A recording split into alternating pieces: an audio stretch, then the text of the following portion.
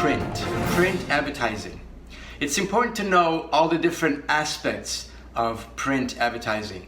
Not only for you to know, but also if you were dealing with an advertising agency, let's say that you were preparing for an advertising campaign, you would want to know all the different terminology, and you should know the many ways that a print campaign can be executed and be educated in the conversation if you were dealing with an art director or something. So print can include magazines, billboards, catalogs, lookbooks, bus shelters, and POP, which stands for point of purchase. I'll tell you about that later.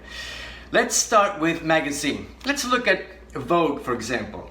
In the first part of the magazine, first section, is the advertising section. Whenever you see models with, say, a logo, Dior, this is advertising. Gucci, advertising. Models, product, Louis Vuitton, advertising. Celine, Chanel, and so on. This is all advertising. In the back section, we have what is known as the editorial section. And the editorial section, here we have what is known as a story. A story is a topic. So the magazine says, let's do a story on suits. We'll call it Suiting Yourself. They will hire a model, a photographer, a stylist, a makeup artist. They will go on location or in a studio. And you see the thread here is suits, right? These are all different variations on how to wear suits.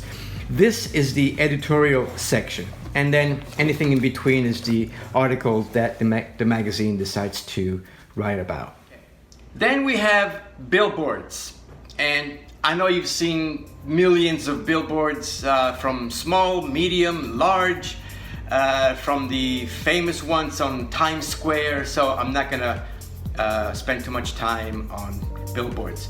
Then we have catalogs and lookbooks. A catalog is basically a printed book with photographs of all your styles that you're selling, and with the style number and the price and what sizes and colors it comes in and so on. Similar to a catalog is a lookbook. A lookbook should have a theme, and it's normally a bit more flashy and with an engaging layout and an exciting, stylish look to it. It's really used more to create and generate excitement about the brand. And lastly is POP, which stands for point of purchase. So you know when you're shopping at a grocery store and you are approaching the cashier to pay for your product that you just bought, you might see promotional items, like for example a small flyer or a small poster, anything that's promoting a brand or a product. That's called POP. Again, it stands for point of purchase. Besides social media and print campaigns, there's also TV and radio, and I know you've seen millions of television ads and radio ads. All this in the advertising world, in the advertising business, is known as media usage. Channels used to promote and sell a brand.